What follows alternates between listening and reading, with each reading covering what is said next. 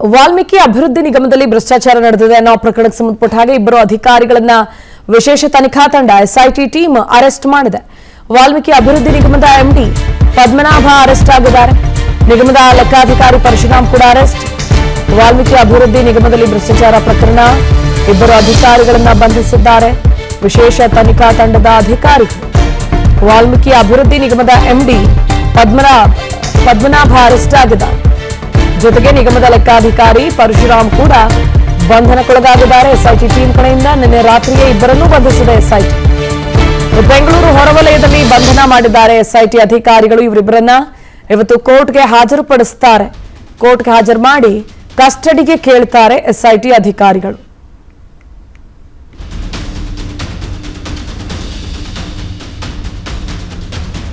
ಹೆಚ್ಚಿನ ಡೀಟೇಲ್ಸ್ ನೀಡ್ತಾರೆ ನಮ್ಮ political bureau chief Maruti Pavagada ನೇರ ಸಂಪರ್ಕದಲ್ಲಿ ಜಾಯ್ನ್ ಆಗ್ತಾ ಇದ್ದಾರೆ. ಮಾರುತಿ, ಒಂದ್ ಕಡೆ ಇಬ್ರು ಅಧಿಕಾರಿಗಳನ್ನ ಅರೆಸ್ಟ್ ಮಾಡಿದ್ದಾರೆ ಎಸ್ಐಟಿ ಅಧಿಕಾರಿಗಳು, ಮತ್ತೊಂದು ಕಡೆ ಕಾಂಗ್ರೆಸ್ ಸರ್ಕಾರಕ್ಕೆ ಎಷ್ಟು ದೊಡ್ಡ ಪೆಟ್ಟು ಈ ಸಂದರ್ಭಕ್ಕೆ ಬಿಜೆಪಿ ನಾಯಕರು ಇದನ್ನ ಅಸ್ತ್ರವಾಗಿ ಬಳಸಿಕೊಂಡಿದ್ದೇ ಆಯ್ತು ಅಂದ್ರೆ ಪ್ರತಿಭಾ ವಾಸುದೇವ್ ಅವರ ಚಂದ್ರಶೇಖರ್ ಅವರ ಆತ್ಮಹತ್ಯೆ ಪ್ರಕರಣ ಬಹಳಷ್ಟು ರಾಜಕೀಯ ತಿರುವುಗಳನ್ನ ಪಡ್ಕೊಳ್ತಾ ಇದೆ. ಯಾಕಂತ ಹೇಳಿದ್ರೆ ಅವರು ಬರೆದಿರುವಂತಹ ಡೆತ್ ನೋಟ್ ಮೇಲೆ ಈ ಪ್ರಕರಣ ನಿಂತಿರುವಂತದ್ದು. ಡೆತ್ ನೋಟ್ ಅಲ್ಲಿ ಬಹಳಷ್ಟು ಸ್ಪಷ್ಟವಾಗಿ ಹೇಳಿರುವಂತದ್ದು ಸಚಿವ ನಾಗೇಂದ್ರ ಅವರ ಮೌಖಿಕ ಸೂಚನೆಯ ಮೇರೆಗೆ ಅನ್ನುವಂತ ಒಂದು ಪದವನ್ನ ಬಳಸಿರೋದ್ರಿಂದ ಆ ವಾಕ್ಯ ಇರೋದ್ರಿಂದ ಇದನ್ನೇ ಪ್ರಮುಖವಾಗಿ ಅಸ್ತ್ರವಾಗಿ ಬಿಜೆಪಿ ಮಾಡ್ಕೊಳ್ತಾ ಇರುವಂತದ್ದು. ಈ ಪ್ರಕರಣದಲ್ಲಿ ಕೇವಲ ಸಚಿವ ನಾಗೇಂದ್ರ ಅವರ ತಪ್ಪಷ್ಟೇ ಅಲ್ಲ, ಇದರಲ್ಲಿ ಡಿಸಿಎಂ ಸಿಎಂ ಸೇರಿದಂತೆ ಇಡೀ ಸರ್ಕಾರದ ಪಾತ್ರ ಇದೆ ಅನ್ನುವಂತ ಒಂದು ವಿಚಾರವನ್ನ ಹೇಳುವಂತಹ ಒಂದು ಕೆಲಸ ಆಗ್ತಿದೆ. ಆದ್ರೆ ಈ ಪ್ರಕರಣ ಬೆಳೆದು ಬಂದಿರೋದನ್ನ ನೋಡಿದ್ರೆ ಬಹುತೇಕ ಇದರಲ್ಲಿ ಒಂದಷ್ಟು ಹಣದ ಅವ್ಯವಹಾರ ಆಗಿರುವಂತದ್ದು ಮೇಲ್ನೋಟಕ್ಕೆ ಸಾಬೀತು ಆಗ್ತಾ ಇದೆ. ಯಾಕಂತ ಹೇಳಿದ್ರೆ ಚುನಾವಣಾ ಸಂದರ್ಭದಲ್ಲಿ ಆ ಹಣ ವಾಲ್ಮೀಕಿ ಅಭಿವೃದ್ಧಿ ನಿಗಮದ ಹಣ ತೆಲಂಗಾಣದ ಬ್ಯಾಂಕ್ಗಳಿಗೆ ವರ್ಗಾವಣೆ ಆಗುತ್ತೆ. ಹಾಗಾದ್ರೆ ಈ ಹಿಂದೆ ಇಂಥದ್ದೇ ವರ್ಗಾವಣೆಗಳು ಆ ಹಣ ವರ್ಗಾವಣೆ ಆಗಿರುವಂತಹ ಪ್ರಕರಣಗಳು ಇದಾವ ಅನ್ನೋದನ್ನು ನೋಡಿದ್ರೆ ಇಲ್ಲಿವರೆಗೂ ಕೂಡ ಇಂತಹ ಪ್ರಕರಣಗಳು ರಾಜ್ಯದಲ್ಲಿ ಆಗಿರಲಿಲ್ಲ.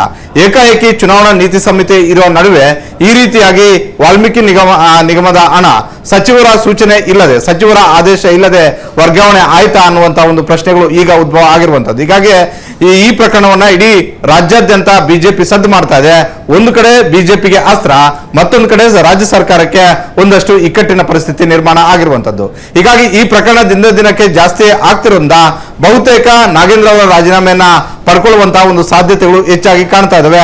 ಅದರಲ್ಲೂ ಎಐಸಿಸಿ ನಾಯಕರಾದಂತಹ ಮಲ್ಲಿಕಾರ್ಜುನ್ ಖರ್ಗೆ ಅವರೇ ಕರ್ನಾಟಕ ಮತ್ತೆ ತೆಲಂಗಾಣದಲ್ಲಿ ಆಗಿರುವಂತಹ ಈ ಅವ್ಯವಹಾರದ ಬಗ್ಗೆ ಮಾಹಿತಿಯನ್ನ ಕೇಳಿರುವಂತದ್ದು. ನಿನ್ನೆ ತೆಲಂಗಾಣದ ಮುಖ್ಯಮಂತ್ರಿಗಳ ಖುದ್ದು ಎಐಸಿಸಿ ಅಧ್ಯಕ್ಷ ಮಲ್ಲಿಕಾರ್ಜುನ್ ಖರ್ಗೆ ಅವರ ಜೊತೆ ಮಾತಾಡಿದರೆ ನಮ್ಮ ರಾಜ್ಯದ ಬ್ಯಾಂಕ್ಗಳಿಗೆ ಹಣ ವರ್ಗಾವಣೆ ಆಗಿರುವಂತದ್ದು ನಿಜ ಅನ್ನುವಂತಹ ಒಂದು ಮಾಹಿತಿ ರವಾನೆ ಮಾಡಿದ್ದಾರೆ. ಇದರ ನಡುವೆ ಕೆಪಿಸಿಸಿ ಪದಾಧಿಕಾರಿಗಳು ಹಾಗೂ ಕೆಪಿಸಿಸಿ ಕಾರ್ಯಾಧ್ಯಕ್ಷರು ಕೂಡ ಈ ವಿಚಾರವನ್ನ ಪ್ರಸ್ತಾಪ ಮಾಡಿರುವಂತದ್ದು. ಇದು ದಿನಕ್ಕೆ ಈ ಪ್ರಕರಣ ಹೆಚ್ಚು ಸದ್ದು ಮಾಡಿದ್ದೆ ಆದ್ರೆ ಸರ್ಕಾರಕ್ಕೆ ಡ್ಯಾಮೇಜ್ ಆಗುತ್ತೆ, ಜೊತೆಗೆ ಪಕ್ಷಕ್ಕೂ ಕೂಡ ಸಮಸ್ಯೆ, ಸಂಘಟನಾತ್ಮಕವಾಗಿ ಹಿನ್ನಡೆ ಆಗುತ್ತೆ. ಹೀಗಾಗಿ ಸದ್ಯಕ್ಕೆ ನಾಗೇಂದ್ರ ಅವರ ರಾಜೀನಾಮೆಯನ್ನ ಪಡ್ಕೊಳ್ಳಿ, ಎಸ್ಐಟಿ ತನಿಖೆಯಲ್ಲಿ ಅವರಿಗೆ ಕ್ಲೀನ್ ಚಿಟ್ ಸಿಕ್ಕಿದ್ದೆ ಆದ್ರೆ ಅವರನ್ನ ಮತ್ತೆ ಅನುಕ್ಷಣದ ಸುದ್ದಿಗಳಿಗಾಗಿ ವಿಸ್ತಾರ ನ್ಯೂಸ್ ಯೂಟ್ಯೂಬ್ ಚಾನೆಲ್ ಸಬ್ಸ್ಕ್ರೈಬ್ ಮಾಡಿ. ಹೊಸ ಸುದ್ದಿಗಳ ನೋಟಿಫಿಕೇಶನ್ಗಾಗಿ ಬೆಲ್ ಐಕಾನ್ ಕ್ಲಿಕ್ ಮಾಡಿ. ಲೇಟೆಸ್ಟ್ ಅಪ್ಡೇಟ್ಸ್ಗಾಗಿ www.vistaranews.com ವೆಬ್ಸೈಟ್ಗೆ ವಿಸಿಟ್ ಮಾಡಿ. ಅಂಗೈಯಲ್ಲೇ ಜಗತ್ತಿನ ಸುದ್ದಿ ತಿಳಿಯಲು ವಿಸ್ತಾರ ನ್ಯೂಸ್ ಕನ್ನಡ ಆಪ್ ಡೌನ್ಲೋಡ್ ಮಾಡಿ.